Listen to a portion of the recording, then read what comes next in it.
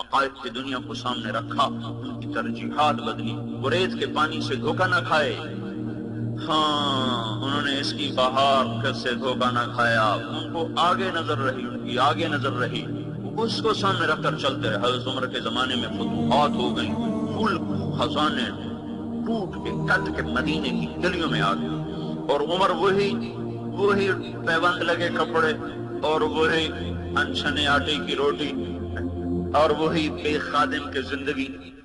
تو آپس میں صحابہ نے مشورہ کیا کہ اب تو عمر رضی اللہ عنہ کو کچھ اپنے لیے آسانی کرنی چاہیے، اتنا زیادہ مشقت نہیں اٹھانی چاہیے، ملک فتح ہوئے، سب کچھ خزانے آئے، کون بات کرے بھائی عمر سے؟ تو آپس میں یہ طے ہوا کہ حضرت عائشہ اور حضرت حفصہ بات کریں، ان کی بات نہیں چھوڑیں گے، باقی تو پتہ نہیں کس کو کیا کہہ دیں۔ تو ان دونوں کو بھیجنے والے کون تھے؟ عشرہ مبشرہ، عثمان، علی، سعد، ابو عبیدہ، یہ لوگ بھیجنے والے۔ وہ آ کر بیٹھی تو حضرت عمر نے پوچھا، ہاں بھائی کیسے تشریف آوری ہوئی؟ تو حضرت عائشہ رضی اللہ تعالیٰ نے بات چھڑی، امیر المومنین اللہ کے نبی کے زمانے میں تو دنیا آئی نہ تھی، تو آپ اسی مشقت میں چلے، میرے باپ کے دور حکومت میں دنیا آئی کوئی نہیں تھی، اسی طرح چلے۔ اب تو اللہ تعالیٰ نے شہر فتح کر دیے، خزانوں کے ڈھیر لگ گئے، آپ کی وہی پرانی چال، کیوں نہیں آپ اچھے کپڑے پہنتے؟ اب بڑے بڑے لوگ آتے ہیں، بڑے بڑے وفد حکومتوں کے آتے ہیں، تو آپ برائے مہربانی اچھا لباس پہنیں۔ پھر اب آپ بڑھاپے کا شکار ہو چکے ہیں، کوئی نوکر اپنی خدمت کے ذاتی خادم رکھیں اپنی خدمت کے لیے، پھر آپ کچھ اب نرم روٹی کھایا کریں، جس عمر میں اتنا سخت غذا یہ بھی آپ کے لیے ٹھیک نہیں ہے، تو آپ برائے مہربانی اپنے طرز میں کچھ تبدیلی فرمائیں۔ مشورہ دینے والی امہات المومنین، بھیجنے والے عشرہ مبشرہ، کیسے پاک لوگ، کیسی پاک نیتیں۔ اور آگے عمر رضی اللہ عنہ کا چہرہ جو غصے سے بدل کے کہنے لگے، تمہیں کس نے بھیجا؟ وہ کہنے لگی پہلے آپ بتائیں تو صحیح کہ آپ ہاں کرتے ہیں کہ نہ۔ کہنے لگے نہیں پہلے مجھے بتاؤ تمہیں بھیجا کس نے۔ انہوں نے نہیں بتایا، تو فرمانے لگے اگر مجھے پتہ چل جائے تمہیں کس نے بھیجا ہے تو میں ان کو مار مار کے نا ان کے چہرے میں کالے کر دوں۔ پھر حضرت عمر اپنی بیٹی کی طرف متوجہ ہوئے، حفصہ کی طرف، تو گھر والی ہے اور گھر والے کو پتہ ہوتا ہے گھر میں کیا ہوتا ہے، صاحب البیت ادریٰ بما فیہ، تجھے تو معلوم ہے گھر میں کیا ہوتا ہے، تو مجھے بتا۔ اللہ کے نبی نے ساری زندگی کبھی 2 وقت کھانا کھایا؟ ساری زندگی گول کھایا؟ صبح کھایا تو شام نہیں کھایا، شام کھایا صبح نہیں کھایا، ٹھیک ہے؟ اللہم نعم، اب ٹھیک ہے۔ اچھا یہ تجھے یاد ہے ایک دن تو نے میز پہ روٹی رکھ کے پیش کی تھی، چھوٹا سا میز تھا، اس کے اوپر تو نے کھانا رکھ کے پیش کیا تھا کہ آپ سہولت سے کھا لیں، تو آپ نے روٹی کو میز سے اٹھا کر زمین پہ رکھا، کہا میں غلام ہوں، مجھے غلاموں کی طرح کھانا ہے۔ یہ کیا کہا تھا؟ اللہ تعالیٰ نے آپ پر بادشاہی کو پیش کیا تھا مکہ میں، جب آپ صفا پہ کھڑے تھے تو آپ نے جبریل سے کہا جبریل آج تو آل محمد کے گھر میں ایک مٹھی جو بھی نہیں کبھی بن سکی، تو اللہ تعالیٰ نے ایک دم بھیج دیا اسرافیل کو، اتنے بڑے تھال اٹھا کر، یا رسول اللہ مجھے اللہ نے بھیجا ہے سارے جہان کی چابیاں دے کر، اور اللہ آپ سے پوچھیں اگر آپ چاہیں تو ہم کو شہنشاہی والی نبوت دے دیتے ہیں، اب آپ کی مرضی ہے، چاہے تو عبدالرسولہ رسولہ، چاہے تو ملکن رسولہ، اب آپ چاہیں تو بادشاہی والی نبوت لے لیں اور چاہے تو غلامی والی نبوت لے لیں، اب آپ فرمائیں آپ کو کیا کرنا ہے؟ تو آپ نے فرمایا بل عبدا رسولہ، نہیں مجھے غلامی والی نبوت چاہیے۔ یہ غلامی والی نبوت کیوں اختیار کی؟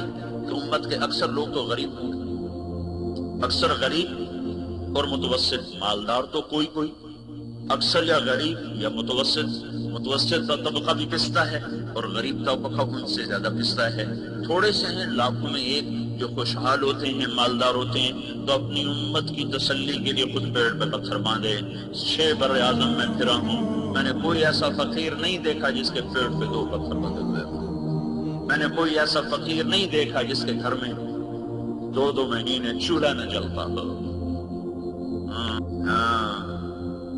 افضل تجھے یاد ہے تو نے میز پہ کھانا رکھ کے دیا تھا تو میرے نبی نے زمین پہ بیٹھ کے کھایا تھا، نہیں میں غلام ہوں، غلاموں کی طرح کھاؤں گا، یاد ہے؟ کہا جی یاد ہے۔ اچھا یہ بتا تیرے گھر میں اللہ کے نبی کا بستر کیا تھا؟ کہا جی ایک ٹاٹ تھا جس کو رات کو دورہ کرتی تھی تو وہ بستر بن جاتا تھا، صبح سیدھا کرتی تھی تو وہ کمرے کا فرش بن جاتا تھا۔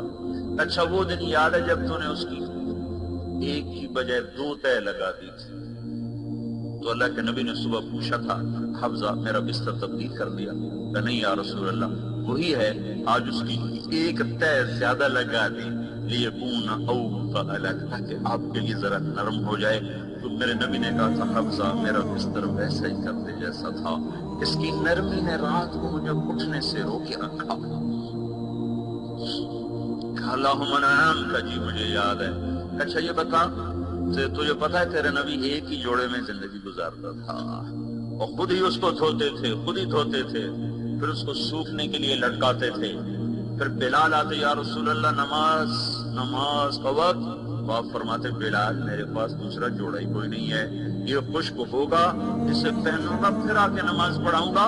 تو نماز لیٹ ہو جاتی تھی کہ ہمارے تیرے نبی کے پاس دوسرا جوڑا پہننے کو نہیں ہوتا تھا۔ یہ وہ ہے جس کے لیے اللہ خود کہہ رہا ہے میں چاہوں تو تیرے لیے جنت زمین پہ اتار دوں۔ رسول اللہ میں 2 چادریں آپ کے پاس بھیجوں، تو اس نے ایک بھیجی دوسری نہیں بھیجی، تو آپ کے پاس اس دن جوڑا بھی نہیں تھا، ایک چادر کو لپیٹ کر جا کے نماز پڑھائی، ایک چادر میں نماز پڑھائی، گردن میں گانٹھ لگا کر اس کے ساتھ نماز پڑھائی۔ اتنی بڑی ہستی، اب تم مجھے کیا بتانے آئی ہو کہ میں وہ راہی چھوڑ دوں جس پر میرا مرحوم مجھے چلا کر گیا تھا؟ حفصہ جاؤ، عائشہ جاؤ، جنہوں نے تمہیں بھیجا ہے انہیں بتاؤ کہ 3 مسافر تھے، ایک منزل کو متعین کر کے چلے، ایک چلا پہنچ گیا، دوسرا چلا قدم بقدم پہنچ گیا، تیسرا راستے میں ہے، ذرا دائیں بائیں ہوگا تو ان سے دور ہو جائے گا۔ مجھے اس ذات کی قسم جس کے قبضے میں میری جان ہے، میں اسی طرح اپنے کو اس مشقت میں رکھوں گا، اسی حال پہ مرنا چاہتا ہوں جس حال پر میرا نبی مجھے چھوڑ گیا تھا، یہاں تک کہ میرا رب مجھے میرے ساتھیوں سے ملا دے۔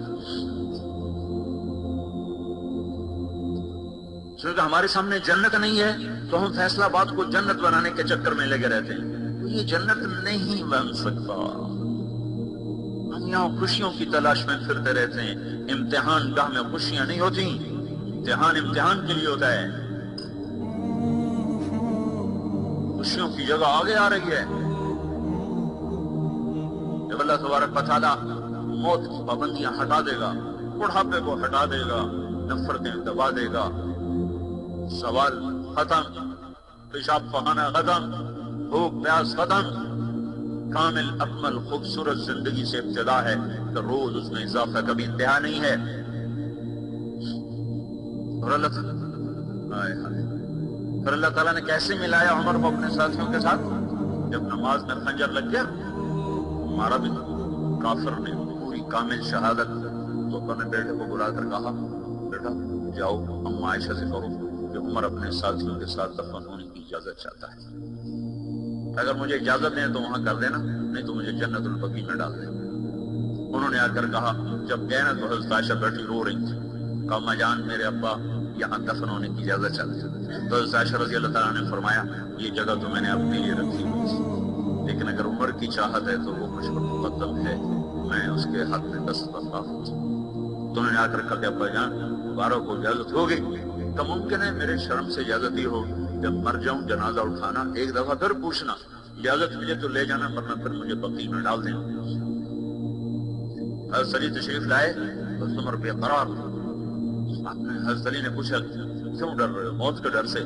موت کے ڈر سے بے قرار ہو؟ کہ نہیں موت کے بعد والی گھٹنا سے بے قرار ہو۔ تو حضرت علی نے فرمایا کیوں بے قرار ہوتے ہو؟ میں گواہی دیتا ہوں میرے ان کانوں نے سنا اور میرے دل نے اسے یاد رکھا، اور میں نے ایک دفعہ نہیں میں نے کتنی دفعہ سنا۔ اللہ کے نبی نے فرمایا ابو بکر اور عمر جنت کے بڑی عمر کے لوگوں کے سردار ہیں، سیدہ قبول اہل الجنہ۔ تو حضرت عمر نے کہا گواہی دو گے؟ گواہی دو گے؟ کہ میں اکیلا نہیں، میرا بیٹا حسن بھی گواہی دے گا، وہ بھی ساتھ ہے، یہ بھی گواہی دے گا، میں بھی گواہی دوں گا۔ ہاں آل رسول کی گواہی کے بعد اب کہاں سے گواہی لانی ہے؟ سب سے پاک گواہی۔ پھر بھی خوف ہے، ہائے ہائے کیا ہوگا، ہائے ہائے کیا ہوگا۔ جب دیکھا موت کی پرچھائیاں سر پہ آ گئی ہیں تو اپنے بیٹے سے کہا، ان کی گود میں سر تھا، بیٹا مجھے زمین پہ ڈال دو۔ تو اس نے اپنی پڈلی پہ رکھا، تو میں کہہ رہا ہوں زمین پہ، زمین پہ۔ تو انہوں نے زمین پہ رکھا، یہ زمین ہے تو اپنے چہرے اپنے گال کو ایسے رکھا ایسے، اور پھر یہ ایسے کر رہے تھے، اور اس کے ساتھ کیا کہہ رہے تھے؟ ویل لک یا عمر ان لم یغفر لک ربک، اے عمر تو ہلاک ہو گیا اگر تیرے رب نے تجھے معاف نہ کیا۔ حالانکہ آپ نے کہا، آپ نے عرفات کے دن کہا آج میرا رب میرے صحابہ پہ فخر کر رہا ہے اور عمر پہ خاص طور پہ فخر ہو رہا ہے۔ یہ وہ شخص ہے جس پر اللہ بھی نازاں ہو، جس پر خالق کو ناز ہو۔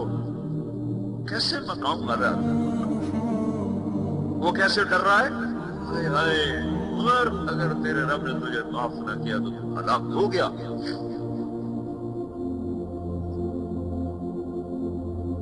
یہ کہتے کہتے کہتے کہتے اللہ کے حاضر ہو گئے۔ صہیب رضی اللہ عنہ نے جنازہ پڑھا، صہیب جنازے کو اٹھایا گیا اور حضرت اما عائشہ رضی اللہ عنہ کے دروازے کے سامنے آ کے رکھ دیا۔ سب لوگ پیچھے ہٹ گئے، عبداللہ بن عمر دروازے پر گئے، دستک کہ اما جان میرا باپ دروازے پہ حاضر خدمت ہے، اندر آنے کی اجازت چاہتا ہے۔ تو حضرت عائشہ نے کہا مرحبا بعمر، مرحبا بعمر، خوش آمدید خوش آمدید، لایا جائے لایا جائے۔ چادر اٹھائی اور باہر چلی گئی۔ پھر حجرہ مبارک میں صحابہ داخل ہوئے اور آپ کی قبر کو کھودا جا رہا تھا تو عبداللہ ابن عباس فرماتے ہیں کسی نے میرے کندھے پہ ہاتھ رکھا، میں نے پیچھے مڑ کے دیکھا تو حضرت علی کھڑے ہوئے تھے اور ان کی آنکھوں میں آنسو اتر کہہ رہے تھے صدق اللہ و رسول، سچ کہا اللہ نے اس کے رسول نے، مجھے پتا تھا کہ اس جگہ عمر کے سوا اور کوئی نہیں آ سکتا۔ اس لیے کہ میں نے ایک دفعہ نہیں، میں نے ہزاروں دفعہ سنا اللہ کے نبی کہا کرتے تھے میں اور ابو بکر اور عمر، میں اور ابو بکر اور عمر، میرے دو وزیر آسمانوں میں جبریل و میکائیل، میرے دو وزیر دھرتی پر ابو بکر اور عمر۔